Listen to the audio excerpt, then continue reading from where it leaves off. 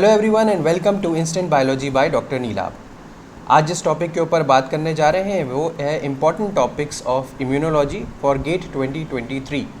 आप लोगों को पता है कि हम एक प्लेलिस्ट तैयार कर रहे हैं जिसमें we are discussing the important topics जो कि गेट 2023 के लिए अलग अलग सब्जेक्ट्स में इम्पॉर्टेंट हैं। इस सीरीज़ में हम ऑलरेडी बायोकेमिस्ट्री एंड माइक्रोबायोलॉजी के वीडियोज़ बना चुके हैं। आज का टॉपिक जो है वो इम्यूनोलॉजी है। इम्यूनोलॉजी में कौन कौन सी चीज़ें पढ़नी चाहिए, कौन कौन सी चीज़ें हाई यील्डिंग टॉपिक आप कंसिडर कर सकते हैं, उतनी चीज़ें अगर आप पढ़ के ज़रूर जाएंगे तो आपको इम्यूनोलॉजी से आए हुए क्वेश्चन ज़रूर उसमें से पूछे जा सकते हैं। इतना मुझे लगता है क्योंकि मैं ऑलरेडी जो 10, 12, 15 ईयर्स के क्वेश्चंस हैं एनालाइज कर रहा हूं और उसके बाद इस तरीके के मैं वीडियोस बना रहा हूं। तो मुझे उम्मीद है कि अगर आप इन चीज़ों को पढ़ लेंगे तो इम्यूनोलॉजी से रिलेटेड क्वेश्चंस आप आसानी से कर सकेंगे। तो चलिए बिना देर किए हुए शुरू करते हैं कि इम्यूनोलॉजी के इम्पॉर्टेंट टॉपिक्स कौन कौन से हैं। तो अगर मैं सबसे पहले इम्पॉर्टेंट टॉपिक के बारे में बात करूं तो आपको इन्नेट एंड एडेप्टिव इम्यूनिटी के बारे में, innate and adaptive immunity,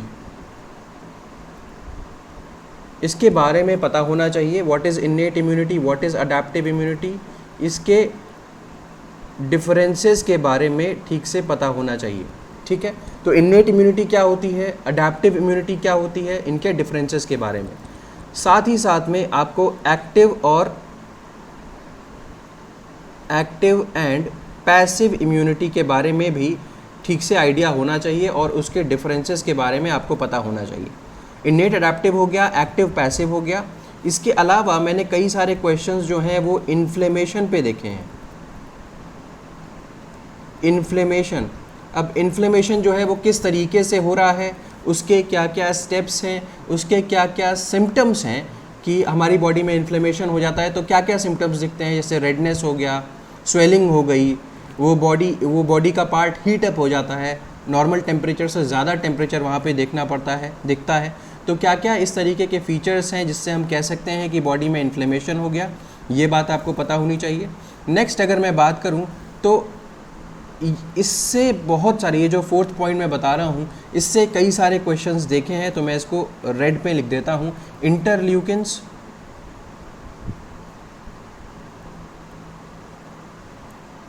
interferons, cytokines, tumour necrosis factor. तो ये देखिए, ये बहुत इंपॉर्टेंट टॉपिक है, यहाँ से बहुत बार क्वेश्चंस आए हुए हैं। इंटरल्यूकिन्स, इंटरफेरॉन, साइटोकाइन और ट्यूमर नेक्रोसिस फैक्टर्स, यहाँ से क्वेश्चन पूछे गए हैं। एक आध बार मैंने देखा है कि टॉल लाइक रिसेप्टर्स जो है, टॉल लाइक रिसेप्टर्स जो है, यहाँ से भी क्वेश्चंस पूछे जाते हैं। तो टॉल लाइक रिसेप्टर्स क्या होते हैं, पैटर्न होता है। तो ये जो टॉल लाइक रिसेप्टर्स हैं उनसे पता चल जाता है कि कौन सा बैक्टीरिया है या किस तरीके का पैथोजन है, ये पता चल जाता है। तो टॉल लाइक रिसेप्टर्स के बारे में भी कुछ क्वेश्चंस आए हुए हैं। नेक्स्ट आते हैं, ये अगेन थोड़ा सा इम्पॉर्टेंट है, ध्यान दीजिएगा। Cells and organs of immune system, cells and organs of immune system. तो अब इसमें क्या क्या चीज़ें देखनी चाहिए। देखिए, आपको पता है कि कौन कौन से सेल्स होते हैं इम्यून सिस्टम के। सेल्स में जब हम बात कर रहे हैं तो न्यूट्रोफिल्स, मैक्रोफेजेस, मोनोसाइट्स, यूसिनोफिल्स और उनके क्या क्या कैरेक्टरिस्टिक हैं, वो कहाँ कहाँ इस्तेमाल हो सकते हैं, इसके बारे में पता होना चाहिए। ऑर्गन्स के बारे में अगर मैं बात करूँ तो प्राइमरी और secondary lymphoid organs, primary and secondary lymphoid organs. और सेल्स में जितने मैंने बताए थे कि जैसे कि यूसिनोफिल, बेसोफिल, न्यूट्रोफिल, मोनोसाइट, इसके अलावा बी सेल, टी सेल, इनके बारे में अच्छे से समझ में आना चाहिए। तो ये फंक्शंस और इनके कैरेक्टरिस्टिक फीचर्स, किस तरीके से इनका स्ट्रक्चर है, क्या क्या रिसेप्टर्स वगैरह पाए जाते हैं, ये सारी बातें यहाँ पे आती हैं, यहाँ से क्वेश्चन पूछा जाता है। नेक्स्ट टॉपिक के बारे में अगर मैं बात करूँ तो ये आ जाता है आपका प्रॉपर्टीज ऑफ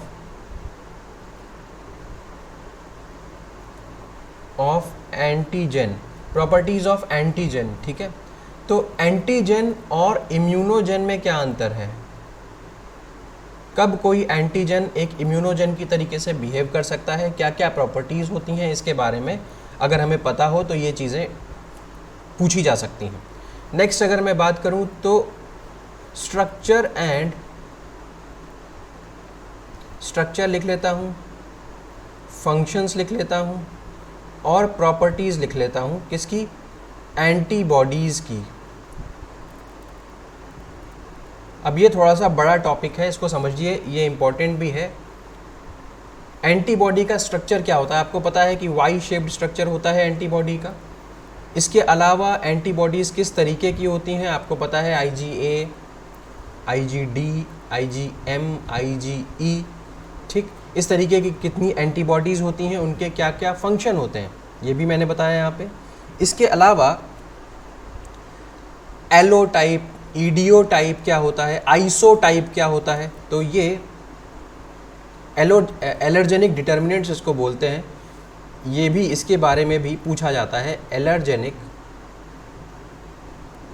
डिटर्मिनेंट्स, ठीक है। तो इसमें क्या हो गया आपका, आइसो टाइप क्या होता है, एलो टाइप क्या होता है, ईडियो टाइप क्या होता है, वगैरह वगैरह, ये सारी चीज़ें आपको पता होनी चाहिए। एंटीबॉडी का इंपॉर्टेंट पोर्शन है, यहाँ से क्वेश्चन आ जाता है, ठीक।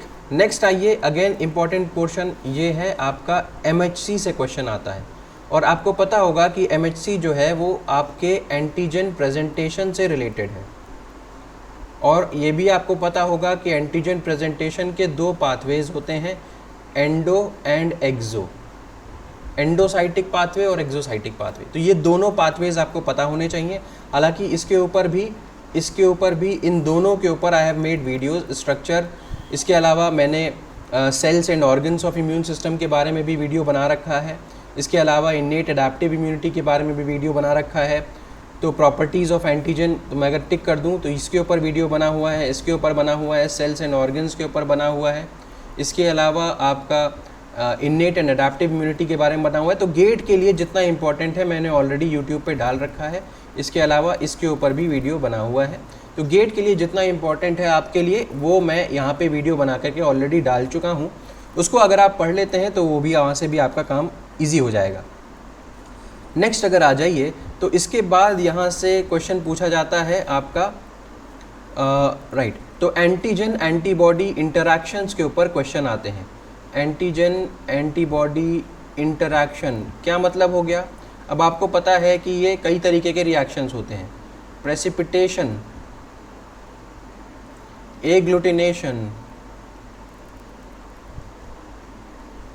ठीक है, इस तरीके के कुछ रिएक्शन हो गए, एग्लूटिनेशन, प्रेसिपिटेशन।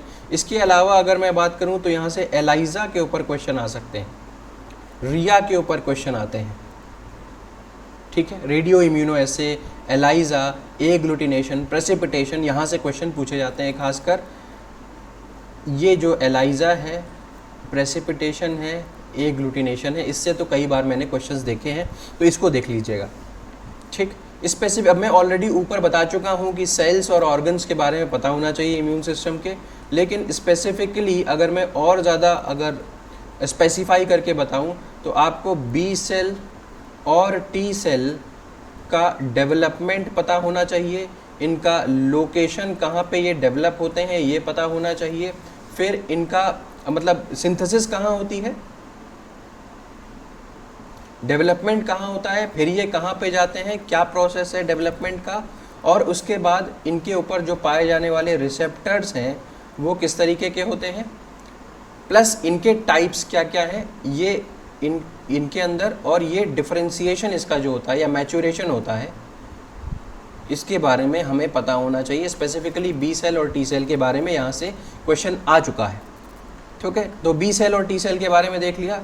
आखिरी कुछ पॉइंट देख लीजिए, अगर मैं देखूं तो हाइपर सेंसिटिविटी से आते हैं, hyper sensitivity and auto immunity. तो ऑटो इम्यूनिटी के एग्जाम्पल्स पता होने चाहिए भाई, कौन कौन से एग्जाम्पल्स, दो तीन जो कॉमन एग्जाम्पल्स है कम से कम वो तो ज़रूर ही याद रखिएगा। हाइपर सेंसिटिविटी कितनी तरीके की होती है, टाइप 1, टाइप 2, टाइप 3, टाइप 4, और उनमें कौन कौन से सेल्स इन्वॉल्व हैं ये ज़रूर पता होना चाहिए। इसके साथ एग्जाम्पल्स पता होने चाहिए, जैसे एरिथ्रोब्लास्टोसिस फीटलिस किसका एग्जाम्पल है, ये सारी बातचीत आपको पता होनी चाहिए। हाइपर सेंसिटिविटी के ऊपर भी मैं वीडियो ऑलरेडी बना चुका हूँ और इसमें भी मैं बी सेल के ऊपर इसका मैचुरेशन वगैरह के ऊपर मैं वीडियो ऑलरेडी बना चुका हूँ, तो यहाँ भी आपको कोई दिक्कत नहीं होनी चाहिए। इसके अलावा मैं यहाँ पे एंटीजन एंटीबॉडी इंटरैक्शंस के ऊपर भी मैं प्रेसिपिटेशन कवर कर चुका हूँ, एग्लूटिनेशन कवर कर चुका हूँ और एलाइजा भी कवर कर चुका हूँ, तो इसमें भी कोई दिक्कत नहीं होनी चाहिए। आप आराम से जा करके उसको एक्सेस कर सकते हैं। आपके गेट के लिए जितना मैं बताया है उतना बहुत पर्याप्त है, उससे ज़्यादा जानने की ज़रूरत नहीं। फाइनली जो अब की बार या पिछले कुछ बार से जिस पे बहुत ज़्यादा क्वेश्चन आ रहे हैं वो है आपका वैक्सीन। इससे कई सारे क्वेश्चंस अब की बार और पिछले कुछ सालों से पूछे जाने लगे हैं, क्योंकि कोरोना आया है और उसके अगेंस्ट वैक्सीन्स डेवलप किए जा रही हैं। तो इसके बारे में और ख़ासकर आपको कोरोना की जो वैक्सीन्स हैं उनके बारे में पता हो तो बेहतर है, इम्पॉर्टेंट। तो इतनी चीज़ें मेरे हिसाब से इम्यून सिस्टम में या इम्यूनोलॉजी में आपको पता हो जाएंगी तो चीज़ें आसान हो जाएंगी और आप कम समय में ज़्यादा से ज़्यादा स्कोर कर सकेंगे। तो बहुत ज़्यादा नहीं है, 12-13 पॉइंट्स हैं और इसको पढ़ने में बहुत ज़्यादा समय भी नहीं लगेगा, मुझे ऐसा लगता है। ठीक, तो आई बिलीव ये वीडियो आपके लिए बेनिफिशियल रहा होगा। अगर बेनिफिशियल रहा है तो प्लीज़ इसे लाइक करिए, मेरे चैनल को सब्सक्राइब करिए और अपने फ्रेंड्स के साथ भी इसको शेयर करना मत भूलिएगा। बेल आइकन ज़रूर प्रेस करिएगा ताकि आपको आगे भी इसी तरीके से वीडियोज़ मिलते रहें। Thank you so much and have a very good day.